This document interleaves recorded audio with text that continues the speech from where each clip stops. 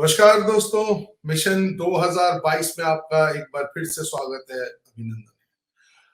आज हम चर्चा करेंगे हमारे देश में होने वाले जो चुनाव है, चुनाव के अंदर जो वोटर टर्नआउट रहता है उसके बारे में हम चर्चा करेंगे। अधिकांश तौर पे देखने में ये आया है कि 40-50% वोटिंग के बाद कोई एक उम्मीदवार चुनकर आ जाता है। लोकतंत्र में क्या ये एक स्वस्थ परंपरा है, या लोकतंत्र में जो मतदाता है जो इस चुनावों से जो लगातार प्रभावित होता है, नेताओं से प्रभावित होता है, राजनीतिक पार्टियों से प्रभावित होता है, उसकी जो वोटिंग के प्रति जो ये उदासीनता है, हमने अक्सर देखा है महानगरों में तो लोग छुट्टी मनाने का इसे दिन समझते हैं और छुट्टी मनाने के लिए जाते हैं। तो आज इसी वोटिंग प्रतिशत पे बात करेंगे। देश के 5 राज्यों में चुनाव होना है और कैसे अधिक से अधिक लोग मतदान करें ताकि एक स्वस्थ एक सही उम्मीदवार चयनित होकर आए। इसके बारे में चर्चा करने के लिए हमारे साथ मौजूद है वरिष्ठ पत्रकार रवि पराशर जी। रवि जी, आपका स्वागत, अभिनंदन है। धन्यवाद। हमारे साथ मौजूद है पंकुल शर्मा जी। पंकुल जी, आपका भी स्वागत, अभिनंदन है। नमस्कार। रवि जी, सवाल ये उठता है कि लोकतंत्र में हमने देखा है कि चुनाव एक बड़ा महत्वपूर्ण पक्ष है जिससे आप सरकार चुनते हैं, लेकिन देखने में आया कि जो वोटर्स हैं उनकी उदासीनता ये है कि 40-50% मतदान के बाद एक उम्मीदवार उसमें से चुन लिया जाता है, यानी कि पहले ही 100 में से 50 लोग वोट देते हैं, उसमें से भी कोई 20 वोट 25 वोट पाने वाला, क्योंकि वोटों में बंटवारा भी होता है, तो उम्मीदवार चयनित हो जाता है। तो लोकतंत्र के लिए क्या ये बहुत ज्यादा हितकारी है जो उदासीनता है मतदाता की?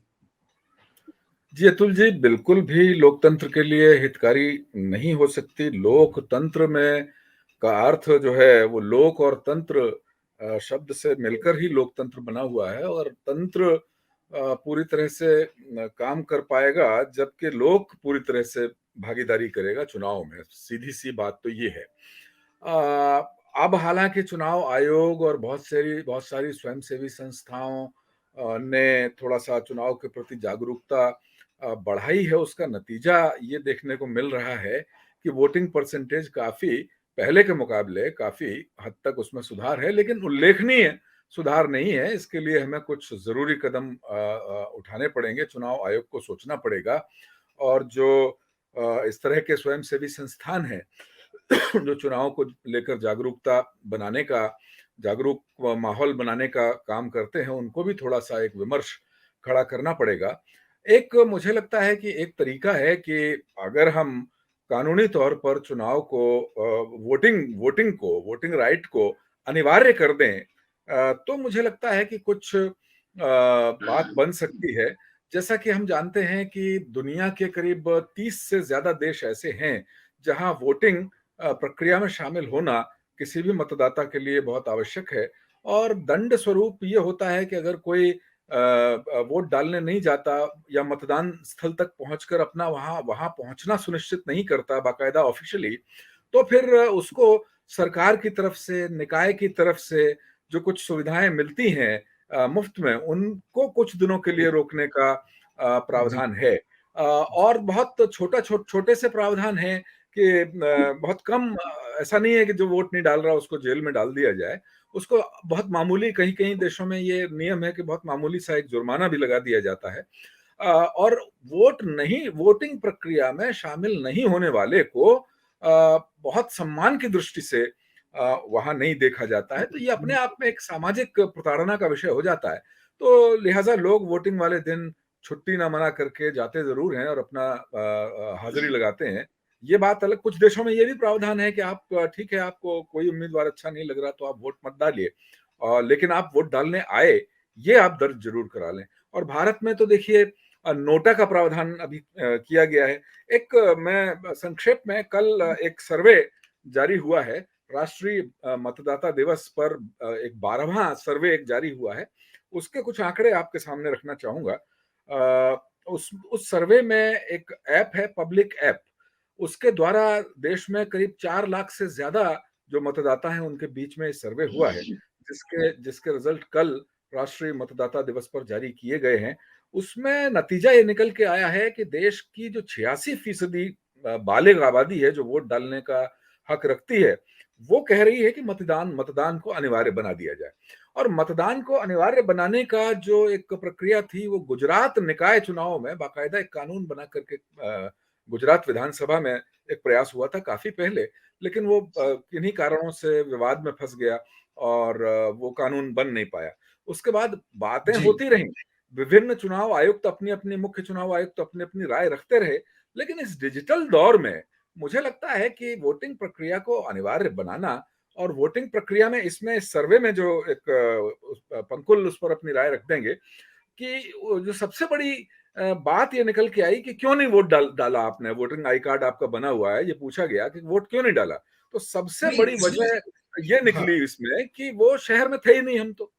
हम जहां हमारा पोलिंग बूथ था, हम उस दिन शहर से बाहर थे।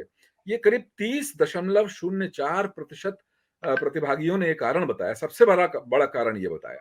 तो कुछ ऐसा सुधार होना चाहिए कि जो लोग सरकारी लोग हैं, सेना के लोग हैं, अर्धसैनिक बलों के लोग हैं, जिस तरह से वोटिंग वो अपने मूल शहरों में नहीं होते हैं और जिस तरह से उन्हें अधिकार है, ऐसे ही नागरिकों को भी कोई अधिकार मुझे लगता है दिया जाना चाहिए। बिल्कुल, मुझे एक चीज और लगती है पंकुल कि इस देश में नेता बिरादरी जो है वो ये चाहती नहीं कि 100% मतदान हो, क्योंकि वो अपने अपने जो वोटर्स हैं सिर्फ उन्हीं को बूथ तक लाने की जिम्मेदारी समझते हैं। लेकिन अगर ये एक जिसे कहें कि अगर ये एक अनिवार्य हो कि वोट डालना है और वोटर को एक इंसेंटिव्स हो, इस देश के लिए जो जिम्मेदार लोग हैं, जो जिम्मेदारी से अपना कर्तव्य निभा रहे हैं, उनको इस देश में क्या अतिरिक्त फैसिलिटी मिल रही है?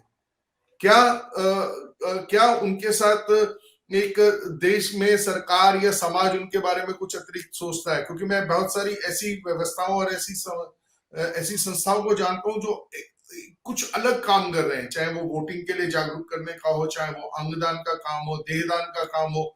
लेकिन ऐसे लोग जो समाज के प्रति अपना समर्पण करते हैं, उनको कोई बेनिफिट नहीं दिखाई देता। तो उसकी परिणति शायद यही होती है कि जब वोट डालने की बारी आती है तो सबसे ज्यादा प्रभावित होने के बाद भी ये वर्ग ऐसा सोचता है कि चलो घूम आए, 2 दिन छुट्टी मनाए। तो जो ये अगर वोटिंग अनिवार्य की जाएगी तो क्या आपको लगता है कि लोग इसके प्रति और जागरूक होंगे और अनिवार्य होने के डर से उसको वोट डालने के लिए जाएंगे, या फिर विरोध होगा, विपक्षी सबसे पहले विरोध करेगा? देखिए, अनिवार्य करने से कोई डर तो नहीं होगा। हम अभी क्या है, हमारे पास राइट टू वोट है, तो इसको थोड़ा सा अगर हम बदलें, राइट टू वोट से हम ड्यूटी टू वोट की तरफ चलें। और जैसे कि अभी आपने कहा कि अंगदान होता है, रक्तदान होता है, और बड़ी समाज सेवी संस्थाएं सामने आती हैं और वो लोगों को प्रोत्साहित करती हैं, तो क्यों ना वोट दान करवाया जाए। मतदान तो हम कहते ही है ना। तो इस मतदान को और अधिक प्रमोट करने के लिए स्वयंसेवी संस्थाएं कार्य कर भी रही हैं, और ऊर्जा के साथ आगे आए और इसमें बढ़ चढ़ कर पार्टिसिपेट करवाएं लोगों का। जहां तक चुनाव आयोग का प्रश्न है, चुनाव आयोग ने निश्चित रूप से पिछले, अगर हम कहें कि 1 दशक के अंदर बहुत सराहनीय काम किया है, और लगातार वो इस दिशा में नए नए इनोवेशन के साथ सामने आ रहे हैं। हम देखते हैं कि शहरों में अगर हम घूमते हैं, नगरों में, तो दीवारों पर हमारे को मतदान के प्रति अवेयर करते स्लोगन्स मिलते हैं, वॉल पेंटिंग्स मिलती हैं। हम गांव में जाते हैं तो वहां पर गांव में अलग अलग तरीकों से, जो पौराणिक तरीके हैं, जो पुराने तरीके हैं, उन तरीकों से लोगों को जागरूक करने का और मतदान के प्रति उनके उनके अंदर विश्वास दिलाने का काम चुनाव आयोग लगातार कर रहा है, और इसके रिजल्ट्स भी सामने आए हैं। आप देखिए कि अब तक का सबसे बड़ा जो हमारा टर्नआउट हुआ वो 2019 में हुआ, और इससे पहला 2016 में हुआ, माफ कीजिए 2014 में हुआ। तो 2014 में लगभग 67% मतदान हुआ, और ये अभी बढ़कर 19 में 68% पहुंच गया। और इसमें महत्वपूर्ण ये है कि बंगाल के अंदर 80% को क्रॉस कर चुका है। और मध्य प्रदेश में भी इसी प्रकार से, जो ये उन राज्यों के नाम ले रहा हूँ जो हम सोचते हैं थोड़े से पिछड़े राज्य हैं। मध्य प्रदेश में 70% को क्रॉस कर चुका है 2019 में। तो ऐसा नहीं है, जागरूकता आ रही है लोगों में, और चुनाव आयोग का के हस्तक्षेप कहें या उसके कार्य के कारण लोग जागरूक हो रहे हैं। और इसका दूसरा बहुत अच्छा परिणाम ये आ रहा है कि लोगों को स्थिर सरकार मिल रही है। आप याद कीजिए वो दौर जब हंग पार्लियामेंट की त्रिशंकु की स्थिति बना करती थी, उस समय के वोटिंग टर्नआउट को देखिए, उस समय आप देखेंगे कि वोटिंग टर्नआउट इतना कम रहता था, वही 57, 58, 59% रहता था, और लोगों की रुचि नहीं होती थी। तो जब लोगों के अंदर रुचि जगी, तो उनकी रुचि किस रूप में परिलक्षित हुई कि देश को एक स्थिर सरकार मिलने आरंभ हुई है, देश को एक मजबूत सरकार मिलने आरंभ हुई है। तो ये क्या है? ये स्थिर सरकार वास्तव में प्रतिरूप है या एक छवि है वोटरों के टर्नआउट की। जितना जी अधिक मात्रा में वोटर वोटिंग करेंगे, उतनी ही उनको सुदृढ़ सरकार मिलेगी। आप जानते हैं कि हमारा जो सबसे पहला इलेक्शन हुआ था 1951 में, तो कितने लोगों ने वोट किया? मात्र 47% लोगों ने। तो 47% लोगों ने वोट किया, और उस समय में हमने उस सरकार को बहुमत की सरकार मान लिया गया। तो आधे लोगों ने भी देश के जब वोट नहीं कर रहे, उसको हम सरकार मान रहे हैं। लेकिन अभी हम देख रहे हैं ग्रेजुअली धीरे-धीरे मत प्रतिशत भी बढ़ रहा है, और सरकार भी एक मजबूत स्थिति में बन रही है। मेरे विचार से रवि जी कुछ मेरे को काउंटर करना चाह रहे थे। हाँ, नहीं, use करें। नहीं, काउंटर नहीं करना चाह रहा हूँ। मैं एक प्रवृत्तिगत बात कहना चाहता हूँ। असल में हुआ ये है कि 18 साल जब उम्र कर दी गई वोटिंग की, 18 साल का होने पर वो वोटर राइट जब दे दिया गया, तो ये जो टर्नआउट बढ़ा है, मेरा अपना मानना है कि ये वो जो बिल्कुल कड़ियल युवा वोटर है, उसके हौसले की वजह से ये टर्नआउट बढ़ा है। लेकिन ये युवा जो अभी टर्नआउट बढ़ा हुआ दिख रहा है इन युवाओं की वजह से, जब ये थोड़े से उम्र दराज होंगे, अधेड़ उम्र के होंगे, मुझे लगता है कि ये प्रवृत्ति फिर धीरे-धीरे शिथिल होगी। तो ये एक जी दूध में एक सर्टेन टेम्परेचर के बाद उबाल जैसी स्थिति हमें दिख रही है।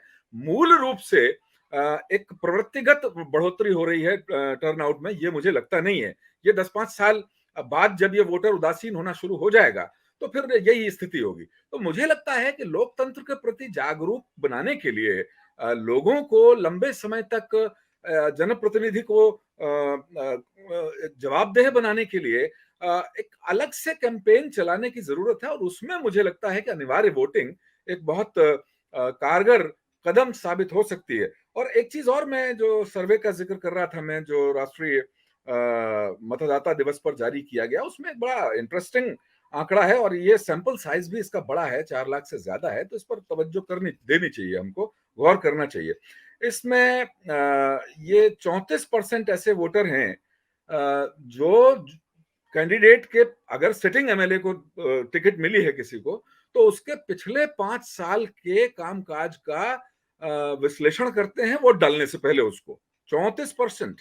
और 34% आप जानते हैं कि अगर 50 या 55 या 60% पोलिंग टोटल हो रही है, तो 34% अगर ये लोग हैं, तो इसका मतलब बहुत बड़ी संख्या है, जो ऐसा नहीं है कि अल्टा पार्टी देख के डाल देता है। वो बाकायदा काम का विश्लेषण करता है, विधायक ने क्या किया, और उसके बाद उसको दोबारा रिपीट करने की सोचता है। इसी तरीके से 31% जो है वोटर हैं, वो चुनाव लड़ रहे सभी प्रत्याशियों का ट्रैक रिकॉर्ड विश्लेषण करते हैं। तो ये एक बड़ा सुखद संकेत है। तो ऐसे में जब इस तरह के सर्वे होते हैं और उनमें इस तरह के हमें परसेंटेज मिलते हैं, तो मुझे लगता है कि चुनाव सुधार की तरफ अगर हम बढ़ें, पॉलिटिकल पार्टियां थोड़ा सा अपना मन खोलें, तो चुनाव सुधार बहुत आसानी से देश में अडॉप्ट हो सकता है, बशर्ते चुनाव आयोग अपनी तरफ से पूरी तरह से कोशिश करे। इसमें एक चीज लगती है, पंकुल कुछ कहना चाहते हैं, लेकिन मैं उससे पहले मेरे को लगता है मैं एक छोटी सी टिप्पणी थोड़ी सी जोड़ना चाहता हूं कि 11th 12th में देश के प्रति, लोकतंत्र के प्रति, वोटरों के वोटिंग के प्रति जागरूक करने के लिए कोई ना कोई एक विषय युवाओं को देना चाहिए, समझाना चाहिए। क्योंकि जो रवि जी आपने बात कही है, वास्तव में जो जैसे मुझे कॉलेज टाइम का अपना अनुभव है कि कॉलेज में जब इलेक्शंस होते थे, तो जो फर्स्ट ईयर का स्टूडेंट होता था वो बड़ा जागरूक होता था और वोट डालने के लिए 100% आता था। सेकेंड ईयर का थोड़ा उदासीन होता था, वो ये सोचता था कि अगर उनका कोई मित्र लड़ रहा है चुनाव तो उसमें वोट डालेंगे, नहीं तो नहीं डालेंगे। और फाइनल ईयर सोचता था कि चलिए छोड़िए बकवास चीजें, अपना हो जाएगा।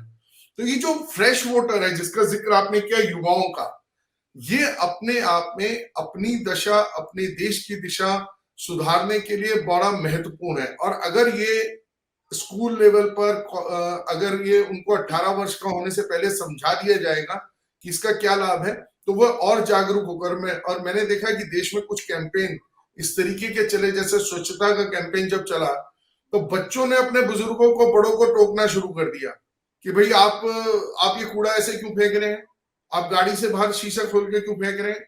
तो ये सब बच्चों के दिमाग में ये आया, और अगर युवाओं के दिमाग में आएगा तो वो अपने बुजुर्गों को भी वोट डालने के लिए प्रेरित करेंगे। पंकुल, आप क्या कहना चाहते थे?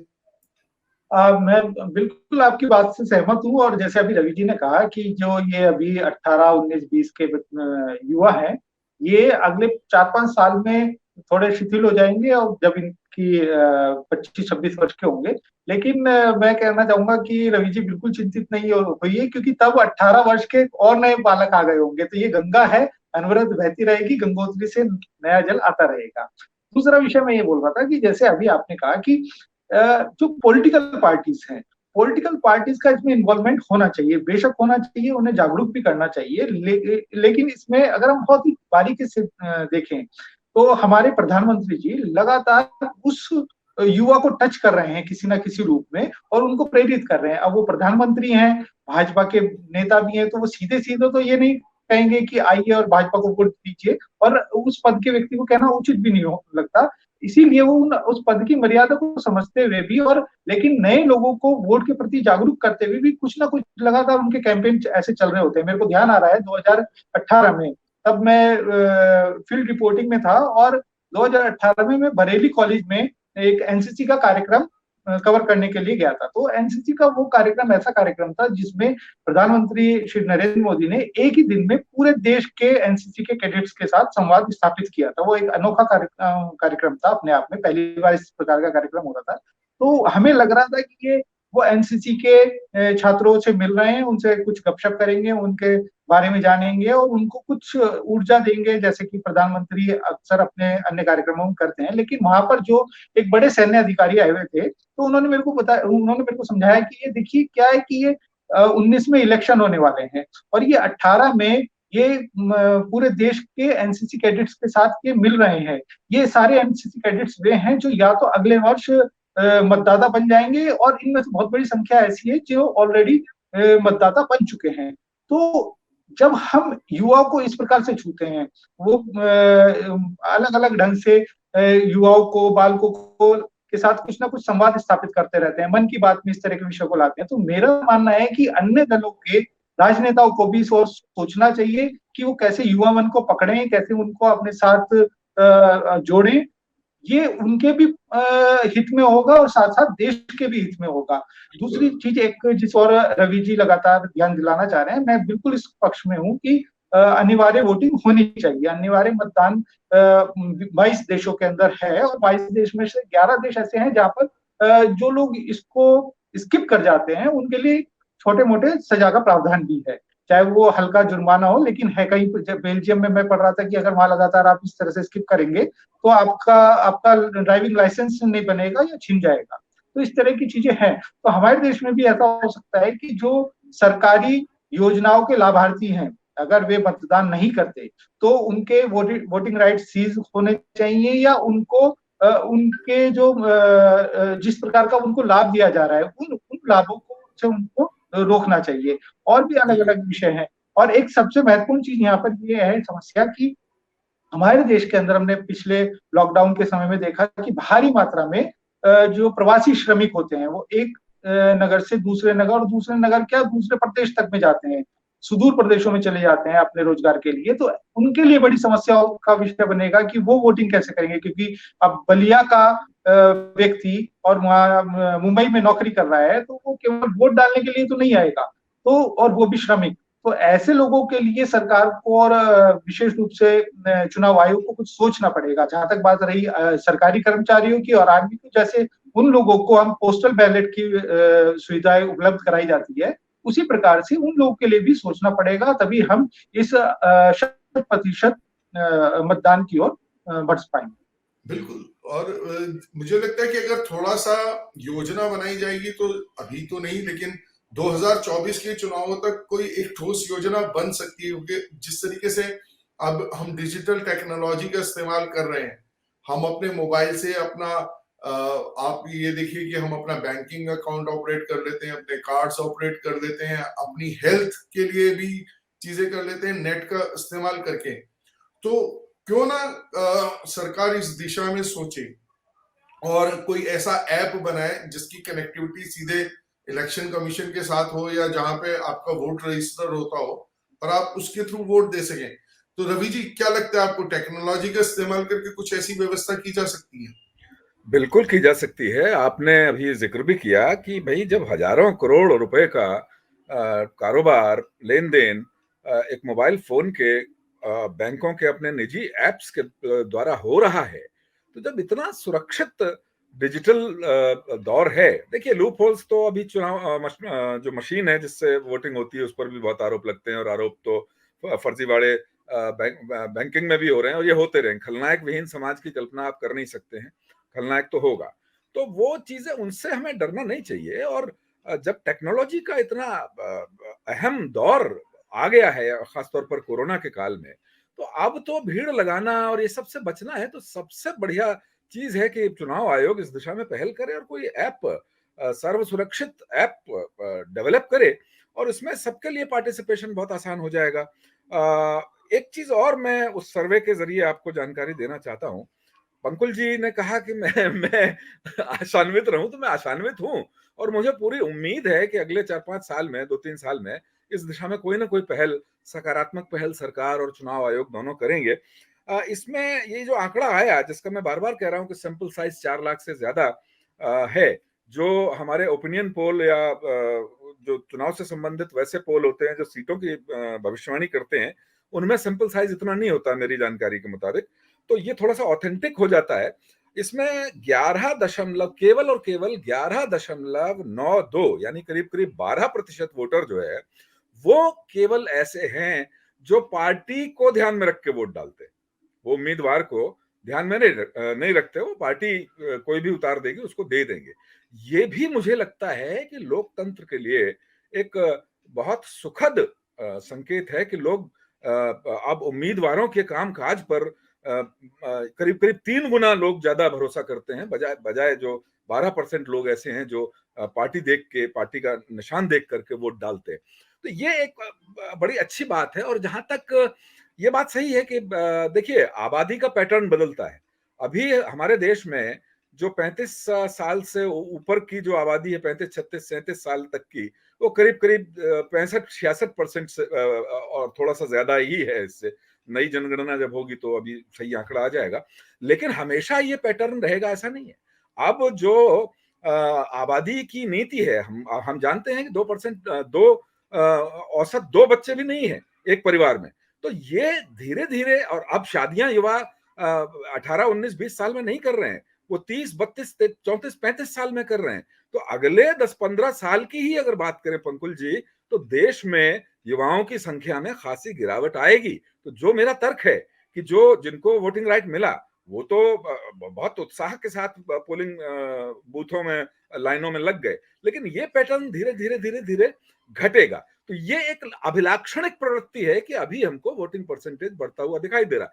लेकिन अगर हम नैतिक रूप से जागरूक करें सारे वोटर्स को, लोकतंत्र के लोक को, और तो मुझे लगता है कि एक स्थायी फायदा हो सकता है। और उसमें जो अनिवार्य मतदान है, ये एक बड़ा सशक्त माध्यम बन सकता है। बिल्कुल। और मुझे लगता है कि आज हम इस विषय पर चर्चा करने के लिए भी बैठे हैं तो कहीं ना कहीं उसी सकारात्मक सोच के साथ है, दल कोई हो, नेता कोई हो, लेकिन एक महत्वपूर्ण चीज ये है कि आप अपने मतदाता को, अपने लोग को वोट देने के लिए प्रेरित करें और उसको संगठित करें, ताकि एक एक अच्छा सैंपल, जैसे आप सैंपल की बात कर रहे हैं कि 4 लाख से अधिक लोगों का इसमें सहभाग है, तो एक सरकार को चुनने में भी जितने अधिक से अधिक लोगों का सहभाग रहेगा, वह सरकार, जैसे पंकुल का भी कहना था कि एक स्थायी सरकार की ओर बढ़ेगी और कहीं ना कहीं उससे देश की तरक्की होगी, राज्य की तरक्की होगी। जहां पे भी हमने देखा है कि मिली जुली सरकारें होती हैं, वहां ब्लैकमेलिंग, एक दूसरे की पाव खींचना, इस तरीके की चीजें चल रही हैं और देश में हम देख रहे हैं। उत्तर प्रदेश में एक सिंगल सरकार है तो पूरे दम से काम कर रही है, पंजाब में कांग्रेस की सरकार है, दम से काम कर रही है, वही महाराष्ट्र में 3 बैसाखियों पे खड़ी हुई सरकार है, तो कोई ना कोई खुड़पेच लगा ही रहता है और आपस की लड़ाई बनी रहती है। खैर, ये चर्चा और भी दिलचस्प हो सकती है। हाँ पंकुल, कुछ कह रहे हैं आप? मैं इसमें एक चीज और जोड़ना चाह रहा हूँ। जैसे हम कल चर्चा कर रहे थे कि मुफ्त की राजनीति, कि हम मुफ्त में ये दे देंगे, मुफ्त में वो दे देंगे। अगर 100% वोटिंग, कंपलसरी वोटिंग हो जाती है, तो वे लोग जो मुफ्त की घोषणाएं करने में बहुत आगे रहते हैं, बहुत माहिर रहते हैं, वे लोग भी डरेंगे। उन्हें पता होगा कि, क्योंकि अभी क्या है कि वो जो मुफ्त की घोषणाएं कर रहे हैं, वो ये दिमाग में रखकर करते हैं कि ये वर्ग आकर वोटिंग करेगा, और उन्हें ये भी पता होता है कि एक वर्ग ऐसा है जो वोटिंग नहीं करेगा, तो उनका वो एवरेज लगा के चलते हैं। लेकिन जब उन्हें पता चल जाएगा कि सभी लोग वोटिंग करेंगे, तो ये जो मुफ्त की घोषणा है, वो अपने आप उस पर भी बहुत बड़ा अंकुश लगेगा, मैं समझता हूँ ऐसा। लेकिन मैं एक और चीज कह रहा हूँ कि जब 100% लोग वोटिंग करेंगे, तो वो जो चाहेंगे इन दलों को वो करना पड़ेगा, चाहे वो देश हित वो में हो, करना समाज पड़ेगा। अभी तो ये अपना अपना दाना डाल के सोचते हैं कि कुछ लोग इसको चुग लेंगे, कुछ लोग नहीं चुगेंगे, कुछ इसके झांसे में आएंगे, क्योंकि और जवाबदारी कोई नहीं है। दिल्ली में हमने देखा कि केजरीवाल सरकार जो है वो निरंतर ठेके खोल रही है, और अब उसने साल में सिर्फ 3 दिन का ड्राई डे छोड़ा है। मतलब आप उसके बाद 362 दिन पी सकते हैं शराब। और यही दल पंजाब में कह रहा है कि हम नशाबंदी करेंगे, हम लोगों को नशा करने से रोकेंगे, हम जागरूक करेंगे। ये जो दोहरी मानसिकता है, मुफ्तखोरी की मानसिकता है। कभी ये भी क्योंकि अब सोशल मीडिया बहुत ज्यादा प्रभावशाली हो गया, इसलिए ये पोले खुलती हैं। एक मैं उनका वो बयान देख रहा था कि मेरे घर में छापा डलवाया केंद्र सरकार ने तो 3 मफलर मिले। फिर अगला वीडियो था किसी और जगह, वो इंटरव्यू दे रहे थे, वहां 4 मफलर मिले जी बस।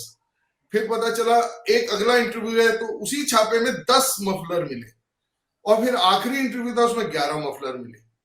तो मतलब मफलर की संख्या भी इंटरव्यू दर बढ़ती चली गई। तो इस तरीके के जो नेताओं के झूठ हैं, सोशल मीडिया जो बराबर सामने ला रहा है, मतदाता जागरूक होगा, 100% अगर मतदान करेगा तो वो अपने हक की बात करेगा, देश और समाज के हक के लिए इन नेताओं से वो काम कराएगा जो आवश्यक है।